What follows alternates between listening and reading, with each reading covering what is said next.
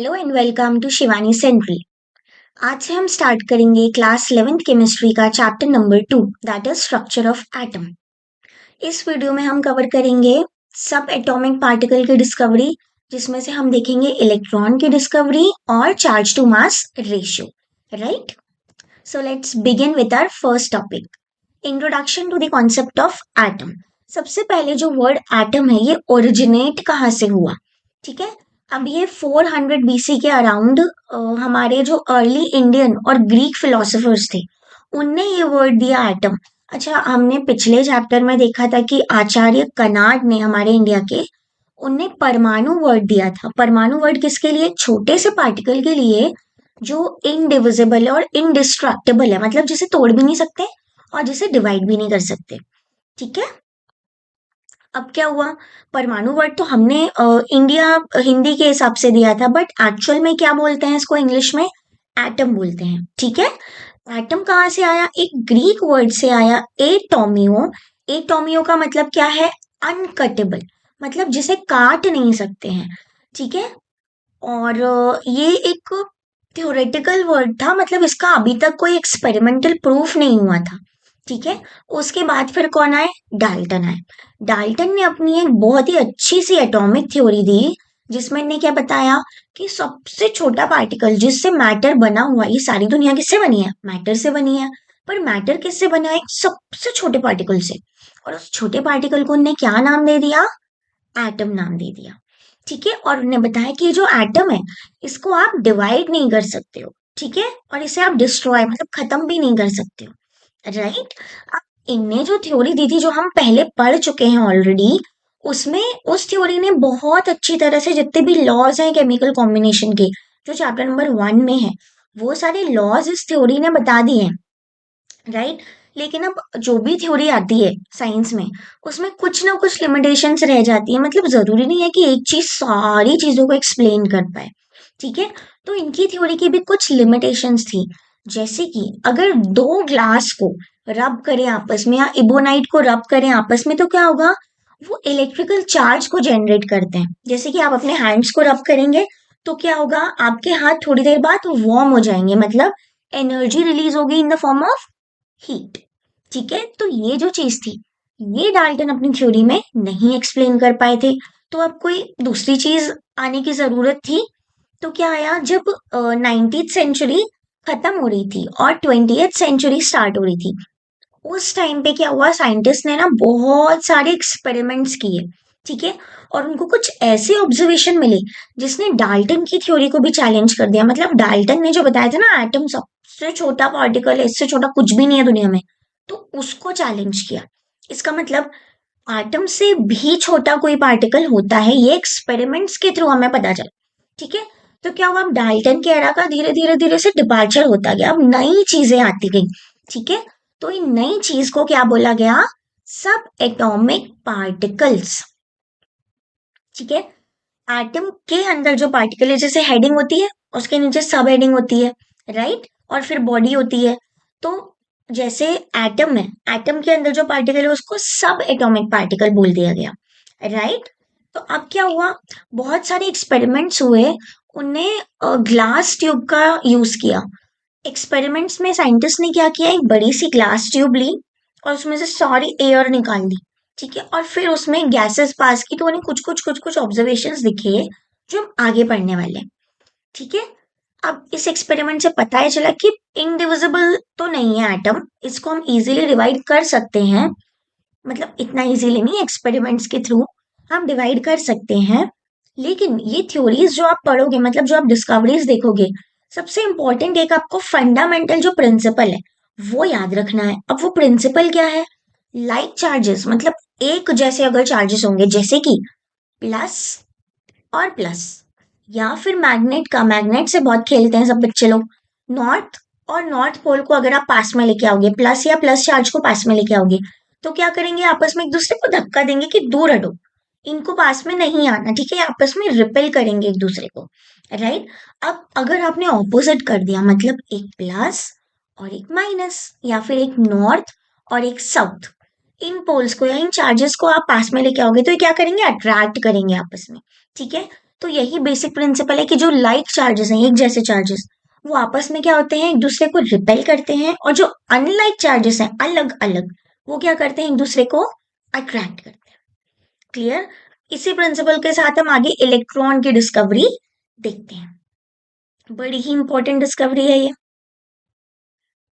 Right?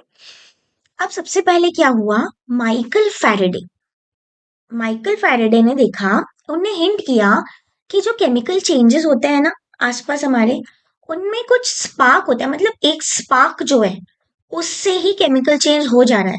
मतलब उन्हें थोड़ा थोड़ा सा चार्ज के बारे में बता दिया था पहले, उन्हें हिंट किया था कि ऐसा कुछ होता है। ठीक है। अब इसके बाद 1850s में जब आ गए, तो क्या हुआ, साइंटिस्ट्स ने, मतलब जे थॉमसन ने इलेक्ट्रॉन की डिस्कवरी की है, और इनने क्या किया, कुछ मिस्टीरियस ग्लोइंग ट्यूब्स देखिए। What is this mysterious glowing tubes? मतलब कुछ ऐसी ट्यूब्स जिनमें अगर कुछ गैस पास करें तो वो कुछ तो भी ग्लो दिखाती है, वो चमकती है। ठीक है। इन ट्यूब्स को क्या बोला गया, cathode ray tubes. Cathode ray tubes. ठीक है। एक्चुअल में क्या होती है कैथोड रे ट्यूब?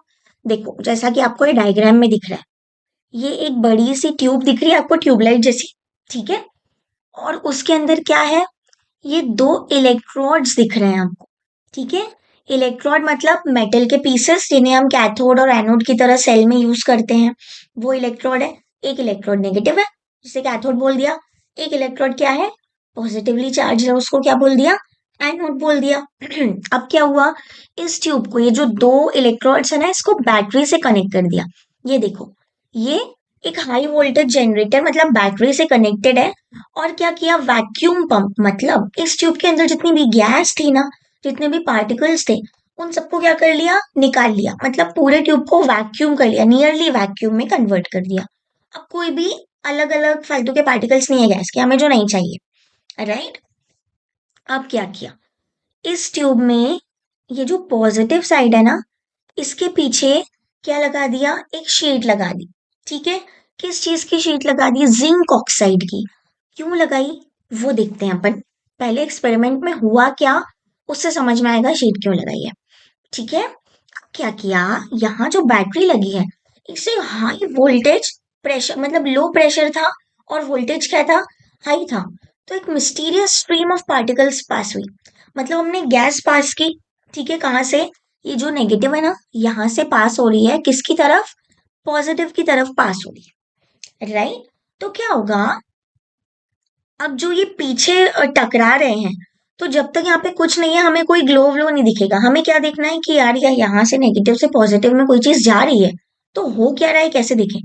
उसके लिए हमने यहाँ पे पीछे एक थिन शीट लगा दी जिंक ऑक्साइड की, ताकि जो भी पार्टिकल इस जिंक ऑक्साइड से टकराएगा, तो क्या होगा, एक ग्लो प्रोड्यूस होगा।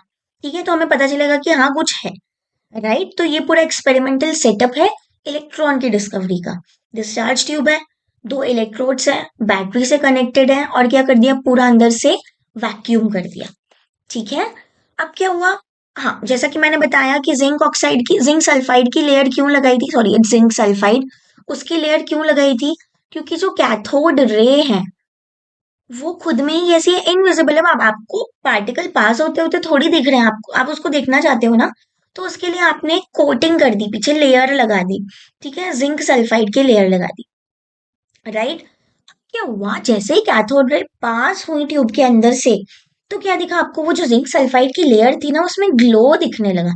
अब ये ग्लो दिखा, इससे कंक्लूजन क्या निकला, मतलब आपने क्या चीजें मेन ऑब्जर्व की, अब उससे आप क्या कंक्लूजन निकाल रहे हो।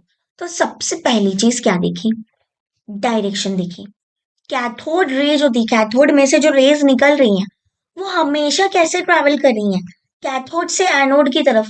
मतलब कैथोड कैसा होता है, माइनस नेगेटिव होता है, एनोड कैसा होता है, पॉजिटिव होता है। तो ये नेगेटिव से पॉजिटिव की तरफ ट्रैवल कर रही है।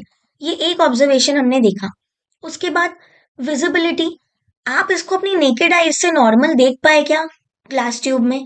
नहीं, नॉर्मल नहीं देख पाए। हमें क्या करना पड़ा, एक स्क्रीन लगानी पड़ी, मतलब कुछ तो भी थिन शीट या लेयर लगानी पड़ी, जैसे कि यहाँ पे हमने जिंक सल्फाइड की लगाई थी, ताकि जब भी रेज आए तो वो क्या करें, उस पर टकराए, तो आपको ग्लो दिखे। जैसा कि जब एलईडी टीवी टीवी नहीं चली थी, एलईडी स्क्रीन्स नहीं थी, तो किस टाइप की टीवीज होती थी? वो बड़ी सी बॉक्स टाइप की टीवी होती थी ना, उसमें क्या होता था? सेम प्रिंसिपल अप्लाई होता था एक कैथोड रे वाला। ठीक है, मतलब कि अंदर बॉक्स जो है उसमें पूरा वैक्यूम बना है। अब जैसे इलेक्ट्रिसिटी आएगी, चार्ज पास होगा और आपको स्क्रीन पे कलर्स दिखने लगेंगे, ग्लो दिखने लगेगा। ठीक है, अब देखते हैं पाथ। अभी कैसा एक्सपेरिमेंट किया है? सिंपल, बस कैथोड रे पास किए। क्या उसमें कोई इलेक्ट्रिक मैग्नेटिक फील्ड लगाई? नहीं लगाई। तो अभी कैथोड रे क्या कर रही है? सीधे सीधे पास कर रही है। ठीक है, अभी जो फील्ड लगाने वाली बात मैंने कही है ना, ये हम दूसरे एक्सपेरिमेंट में आगे देखने वाले हैं। राइट, नेक्स्ट क्या ऑब्जर्व किया? चार्ज ऑब्जर्व किया। जब इलेक्ट्रिक या मैग्नेटिक फील्ड अप्लाई कर रहे हैं, जैसा कि अभी पीछे पॉइंट पे क्या बोला, उसका पाथ कैसा है? रेखा सीधा है, क्योंकि कोई फील्ड नहीं लगाई है अभी इसमें हमने।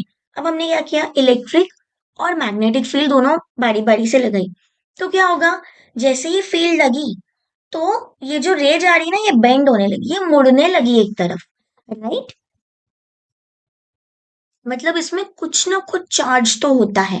जैसे ही फील्ड आ रही है, तो ये रे उससे दूर होके बेंड हो जा रही है, मुड़ जा रही है। ठीक है, तो क्या होता है ये हम आगे कंक्लूड करेंगे। ठीक है, अब यूनिवर्सैलिटी देखिए इसकी। Properties of cathode ray. अब ऐसा हो सकता है कि आपने एक गैस यूज करी कोई सी भी, उससे आपने एक्सपेरिमेंट करवाया, आपको पता चल गया यार कुछ तो नेगेटिव है। लेकिन अगर आपने वही गैस को चेंज कर दिया, तो आपने दूसरी गैस यूज की, तो क्या है? रिजल्ट सेम आ रहे हैं। अगर सेम आ रहे हैं तो ये यूनिवर्सल हो गया, मतलब ये पूरा एक्सेप्टेबल है हर जगह, हर कोने में यूनिवर्स के। तो क्या किया? गैसेस अगर चेंज करेंगे, तो भी एक्सपेरिमेंट का जो रिजल्ट है वो सेम आएगा, मतलब ये यूनिवर्सल एक्सपेरिमेंट हो गया। ठीक है, अब इससे ये सब तो ऑब्जर्वेशन हो गए। कंक्लूजन क्या निकला मेन? कि इलेक्ट्रॉन्स जो है वो यूनिवर्सल है। इलेक्ट्रॉन्स हमने कैसे नाम दे दिया? हमने बताया सबसे पहले कॉर्पस्क्यूल नाम दिया था चार्ज पार्टिकल को, नेगेटिव वाले। फिर धीरे से इसको क्या नाम दे दिया? बाद में इलेक्ट्रॉन्स नाम दे दिया। ठीक है, जो माइनस चार्ज था ना, माइनस से प्लस की तरफ जा रहा है। कैसे पता चला है माइनस चार्ज होगा? क्योंकि फील्ड किस तरफ जा रही है? पॉजिटिव की तरफ। और हमने फंडामेंटल बेसिक लॉ देखा था, like charges repel each other unlike attract. तो ये अट्रैक्ट हो रही है, मतलब ये अनलाइक होंगे। प्लस की तरफ अट्रैक्ट हो रही है, मतलब ये वाला कौन सा चार्ज होगा? गैस से जो आ रहा है वो माइनस चार्ज होगा। ठीक है, तो मतलब माइनस चार्ज इलेक्ट्रॉन्स ये यूनिवर्सल है, और ये नेगेटिवली चार्ज होते हैं। ठीक है, इनका चार्ज कैसा होता है? नेगेटिव होता है। सब एटॉमिक पार्टिकल है, क्यों? क्योंकि एटम के भी अंदर है, एटम से भी छोटे हैं ये, और ये हर एटम में पाए जाते हैं। ठीक है, और इनने जो पुरानी बिलीफ थी ना कि एटम जो है वो इनडिविजिबल है, ऐसे कोई डिवाइड नहीं कर सकता, इसके अंदर कुछ नहीं है, और ये क्या हो गई? शैटर्ड हो गई, ये खत्म हो गई पूरी तरह से। क्योंकि हमने क्या डिस्कवर कर लिया? अब एक सबसे छोटा सा पार्टिकल जो एटम के भी अंदर होता है और जो नेगेटिवली चार्ज होता है। जे जे थॉमसन ने एक्सपेरिमेंट से इसको प्रूव कर दिया। ठीक है, अब देखते हैं charge to mass ratio of electron. ये क्या है चार्ज टू मास रेशियो? अभी हमने देखा कि एटम के अंदर नेगेटिव चार्ज होता है, माइनस चार्ज होता है।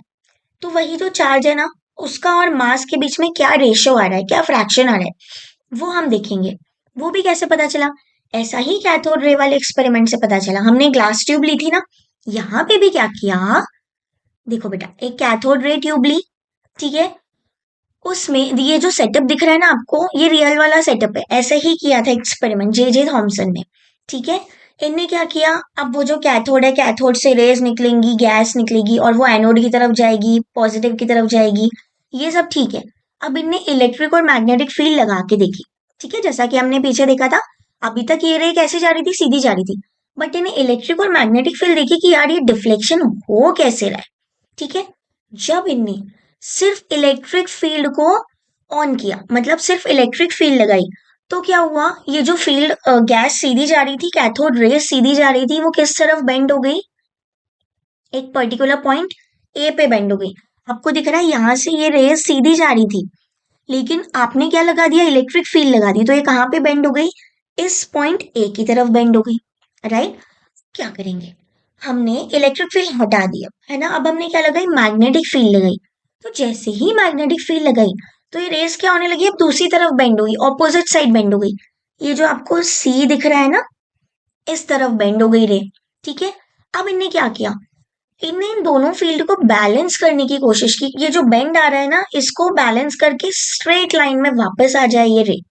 तो इनने उसको बैलेंस किया और इसको क्या करवा दिया, स्ट्रेट लाइन में ये जो बी पॉइंट दिख रहा है ना आपको, इस पे आके हिट किया जब उसका छोड़ दिया उनने, मतलब इलेक्ट्रिक और मैग्नेटिक फील्ड अब बैलेंस हो चुकी है।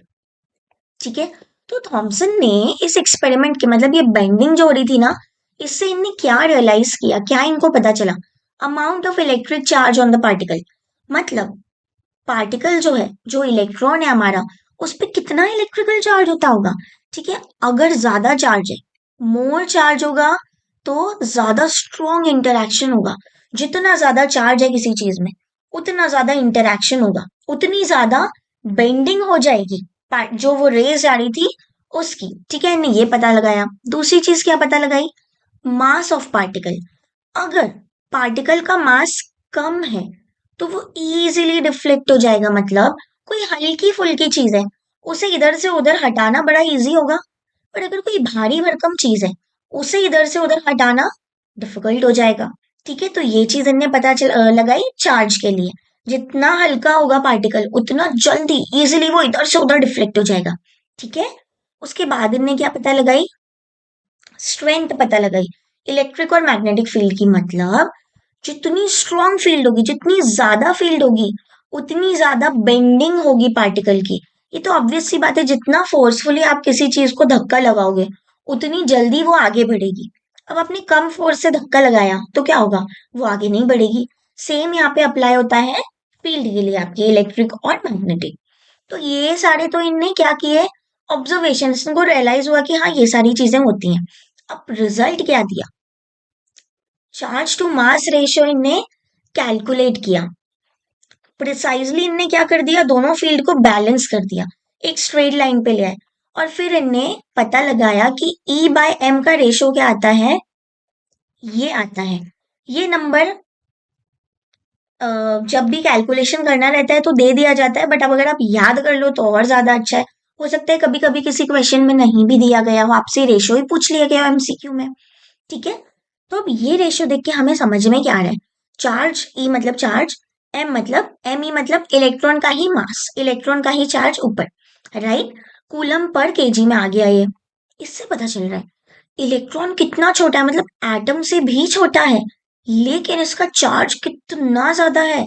10⁻11 किसे कहते हैं, बहुत ज्यादा चार्ज है। तो भले ही स्मॉलर पार्टिकल है, लेकिन चार्ज इसका बहुत भयंकर ही हाई है। ठीक है, और क्योंकि इलेक्ट्रॉन क्या चार्ज कैरी करता है, नेगेटिव।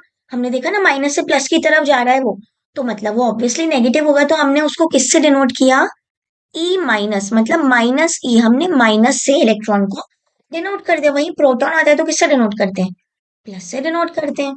ठीक है, तो ये उनने क्या बता दिया, चार्ज टू मास रेशियो भी बता दिया, इलेक्ट्रिक और मैग्नेटिक फील्ड लगा के जो बेंडिंग हो रही थी वो देख के। ठीक है, तो हमने क्या देखा, डिस्कवरी ऑफ इलेक्ट्रॉन कैसे हुई, जे जे थॉमसन ने की। इसके बाद चार्ज टू मास रेशियो देखा, जो कि क्या है 1.7588 इंटू 10⁻11, राइट। अब एक छोटा सा प्यारा सा क्वेश्चन आपके लिए, you have to crack it and give the answer in comment section. If you like the video, kindly like, share and subscribe. Till then, bye bye. Keep studying.